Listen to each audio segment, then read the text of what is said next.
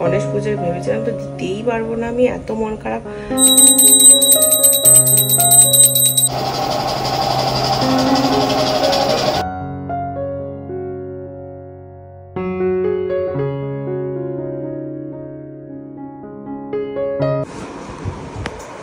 Good morning friends, welcome back to our channel. তো এখন বাজে 10:45 আর আমাদের ব্রেকফাস্ট হচ্ছে। ব্রেকফাস্টে আজকে হয়েছে রুটি আর হচ্ছে কুমড়ো আর আলুর তরকারি। আর অভিধান শুকনো রুটি নিয়ে দৌড়েছে, ও এখন ওই ঘরে গিয়ে খাচ্ছে। অভিধান চলে এসো, বসো এখানে বসো। আর তুমি চলে এসো। আর ওদিকে টুম্পার তো রেডি করছে, রান্না বান্নারও হচ্ছে। মানে আজকে হয়ে গেছে ভাত, আর মনে হয় পনির করবে না বাঁধাকপি করছো? বাঁধাকপি তরকারি, ডাল আর ভাত। আজকে আমাদের নিরামিষ, ওই জন্য নিরামিষের মতনই সব কিছু হচ্ছে। চলো টিফিন করে নিই। তারপরে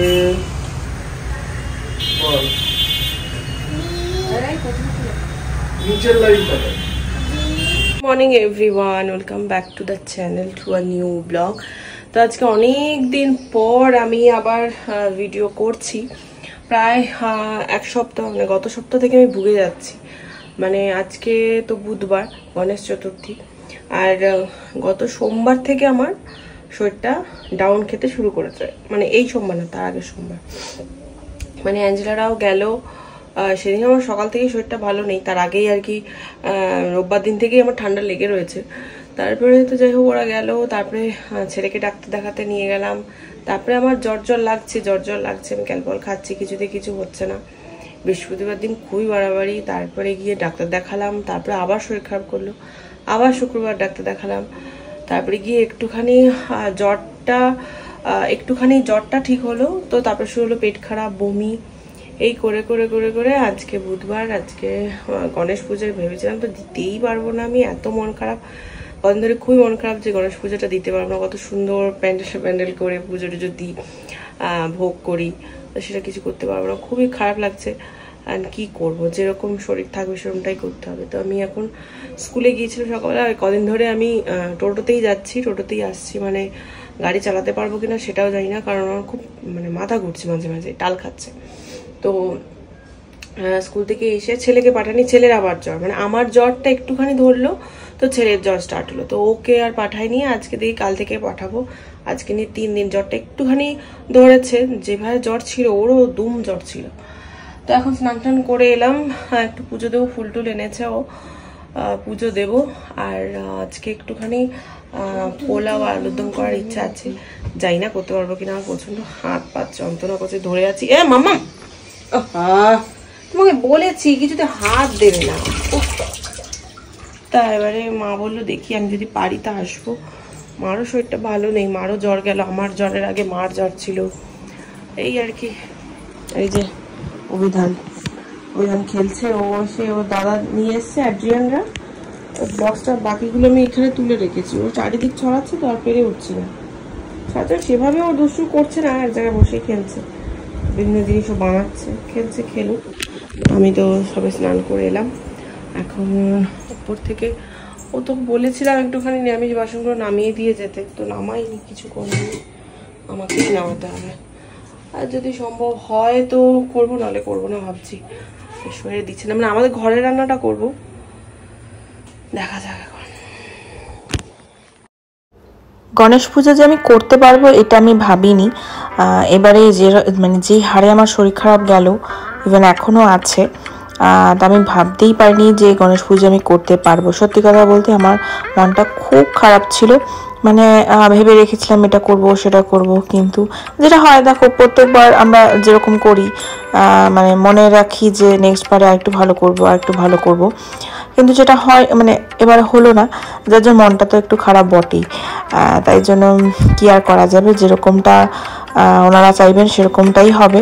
আর সবচেয়ে বড় কথা হচ্ছে যে পুজো তো দিলাম ফুল টুল দিয়ে, আমি যে ঠাকুরের জন্য ভোগ করতে পারবো এটা আমি ভাবিনি। সত্যি কথা বলতে মা না আসলে আমি পারতাম না, মা বলেছিল যে দেখি আমি যদি পারি তা যাবো, গিয়ে ছেলেকে ধরলে বা মা বলেছিল আমি তোকে কেটে কুটে দেবো, তো মাকে বললাম তোমাকে কিছু করতে হবে না, তুমি ছেলেকে দেখো, বাকিটা আমি করে নেবো।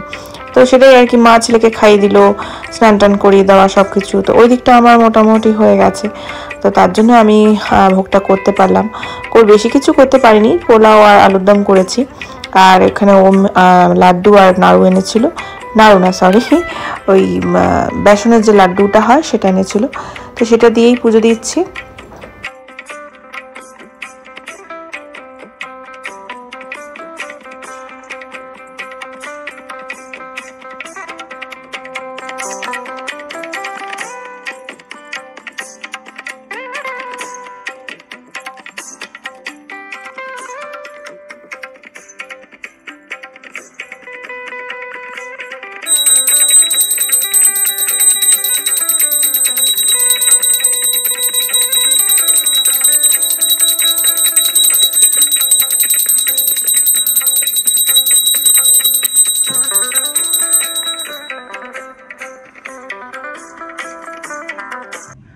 তো এখন বাজে 8:15 আর অভিধানের স্কুল 8:30টায়। আমরা এখন বেরিয়ে যাচ্ছি।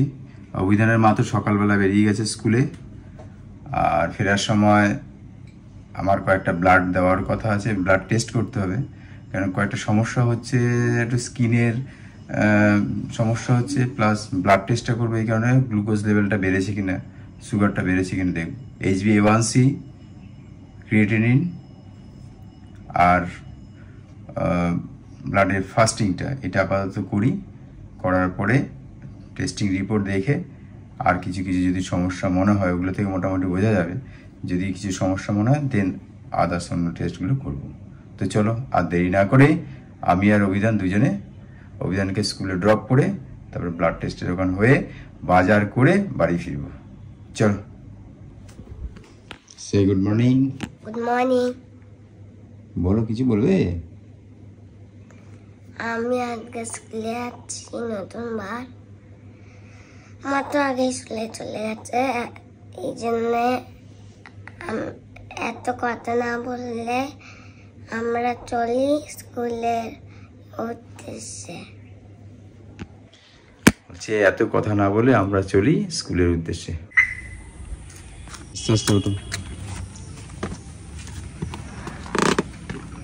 সিট গরম, বসো।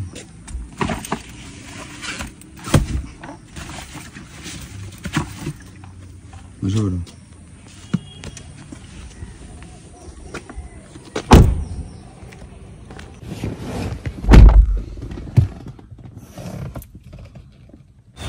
এই যে সাহা মেডিকেল, মিল্টন এখানে এসছে, আগে ডাকলো, আমি এখন আসছি এখান থেকে। ভাবছি তুমি ওখানে আছো, এখানে চেম্বার হয়েছে কবে? অনেকদিন যাই না তো। আমি ওই কাকুরারও বলে দিছি, ওই যে ভদ্রলোক গাড়িতে, হ্যাঁ উনি একজনকে চাপ দিল, ওই ভদ্রলোক গাড়িতে বলে নামলেই বলবা মিল্টন ওখানে।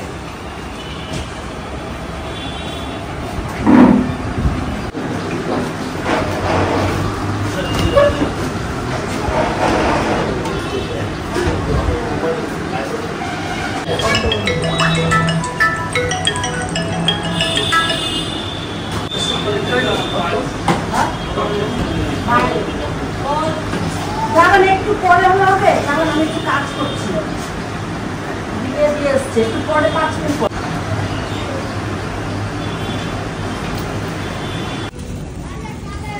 তো বাজার কমপ্লিট হয়ে গেল।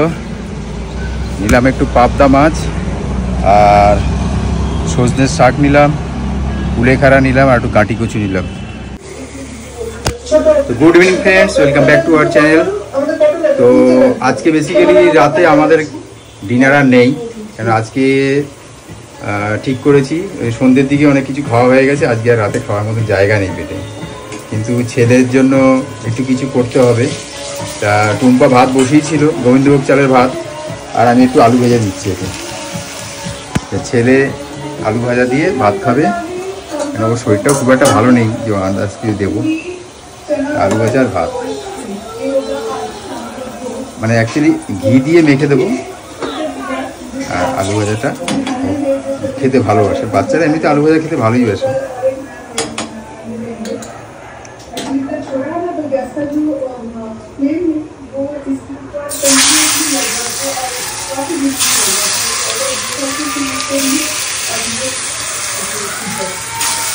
গোল গোল আলু ভাজা খেতে ভালোই বাসে। তো এই ভিডিওটা মানে আমি যে বলছি তার আগে ছোট ছোট দুটো ক্লিপিংস হয়তো আছে। অ্যাকচুয়ালি আমি আজকে অনেক দিন পর ভিডিও করছি, মানে আমার শরীর খারাপ গেল, মানে অ্যাঞ্জেলারাও গেল, তারপরে আমার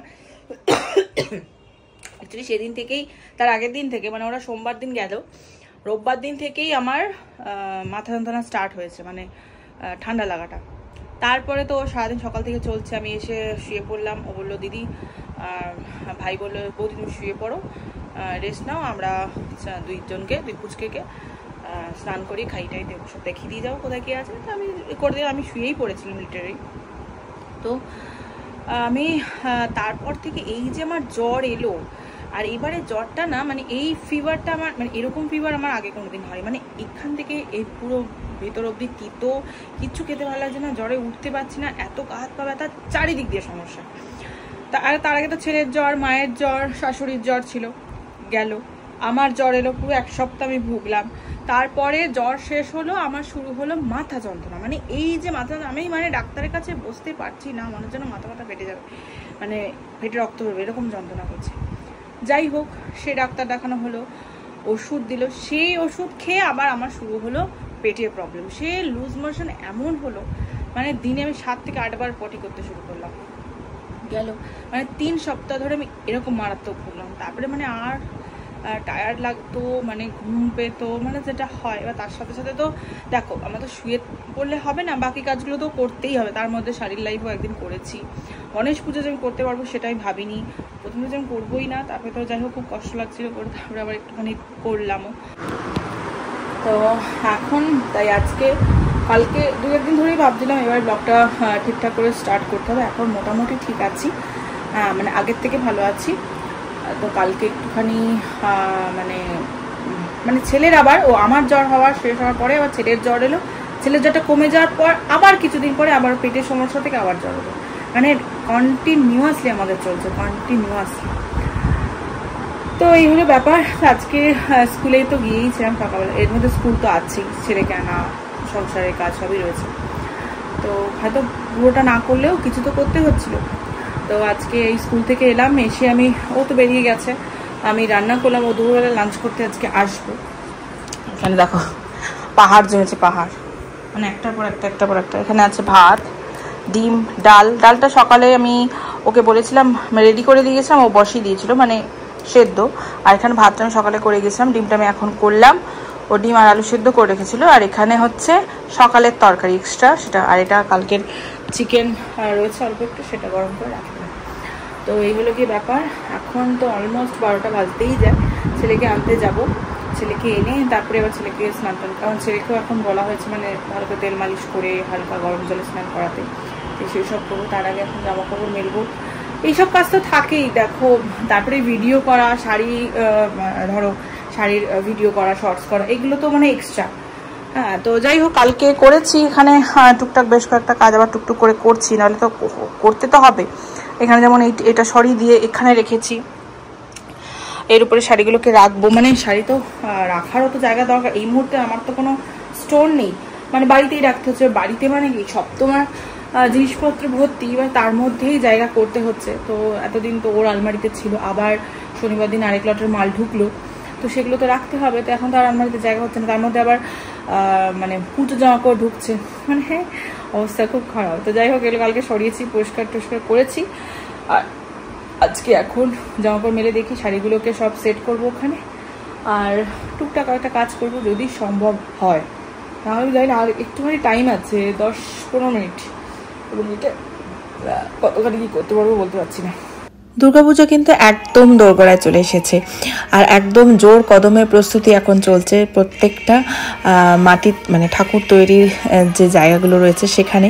তো এবারে আমার যাওয়ার খুব ইচ্ছা ছিল। মানে দেখো ছোটবেলায় দাদু বাড়িতে যখন কালী পুজো হতো আমরা সবাই মিলে ভাই বোনেরা ভ্যানে করে যেতাম কালী ঠাকুর আনতে, আর সব তখন দুর্গা ঠাকুর ছিল না, কালী ঠাকুর থাকতো, বেশ ভালো লাগতো। এই ঠাকুর দেখতাম, ওই ঠাকুর দেখতাম। তো এবারেও আমার ইচ্ছা ছিল, হয় না পুরোনো জিনিস ফিরে ফিরে পেতে ইচ্ছা করে, তো এরকম এবারেও ইচ্ছা ছিল যে আমি মানে দেখি, দেখো গত বছর থেকে দেখছি সবাই যাচ্ছে, ছবি তুলছে, ইচ্ছা তো ছিল, কিন্তু এতটাই শরীর খারাপ হয়ে গেল যে আমার আর ইচ্ছা করলো না। তো আমি ওকে বলেছিলাম যেতে আসতে যদি এরকম দেখো তাহলে কিন্তু অবশ্যই কয়েকটা ক্লিপিংস তুলে নাও, আমার খুব ভালো লাগে। তাই ভাবলাম তোমাদের সঙ্গে অবশ্যই শেয়ার করা যাক। এত সুন্দর মা দুর্গা সব তৈরি হচ্ছে মূর্তিগুলো, খুব ভালো লাগছে। আর পুরনো স্মৃতিগুলো ফিরে পাচ্ছি আমি, যেটা এখন হয় না আর কি। পুজোটাও বন্ধ হয়ে গেছে নানান কারণে, সবাই যে যার কাজে ব্যস্ত, যে যার জায়গায় ব্যস্ত, আর কিছু করার নেই, সবারই কাজ রয়েছে। এই ঠাকুরটা নাকি ঘোষপাড়া যাবে, জানি না আইটিআই মোড়ের কিনা, সেটা ঠাকুর দেখতে যখন যাব তখনই বুঝতে পারবো। এখন আমি যেখানে দাঁড়িয়ে সেটা হচ্ছে জোড়া মন্দির, দুর্গা প্রতিমার ফাইনাল টাচ চলছে। আর এখানে প্রায় ঘুরে ঘুরে দেখলাম প্রায় 40টা মতন ঠাকুর এখানে রয়েছে।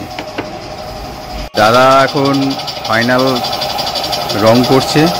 আচ্ছা দাদা, এই যে দুটো ঠাকুর দেখছি, এই একটা, ওই পাশে আর একটা, এই দুটো প্রতিমা কোথাকার? এই যে এটা যাবে কল্যাণী ঘোষপাড়া। আচ্ছা, ওই দিকে সামনের ফার্স্টেরটা কোথায়? দক্ষিণেশ্বর। ও, কলকাতা থেকেও ঠাকুর এখান থেকে নিয়ে যাচ্ছে। আর এখানে যথেষ্ট সুনামের সঙ্গে এরা কাজ করে।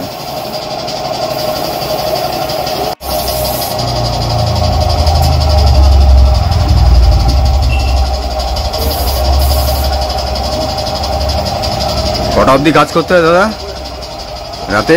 12টা সাড়ে 12টা ঠিক নেই, মানে এখন যেহেতু ফাইনাল, রাত্রি 12টা সাড়ে 12টাও বেজে যাচ্ছে।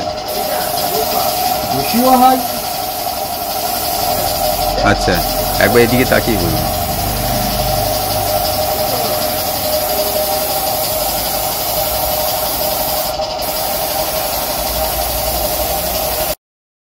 তো তোমাদের আজকের ভিডিওটা কেমন লাগলো অবশ্যই কমেন্টে জানিও।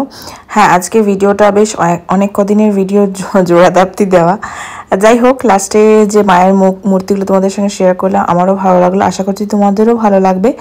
আর ভালো লাগলে প্লিজ লাইক, কমেন্ট, শেয়ার করো, সাবস্ক্রাইব করতে ভুলো না কিন্তু।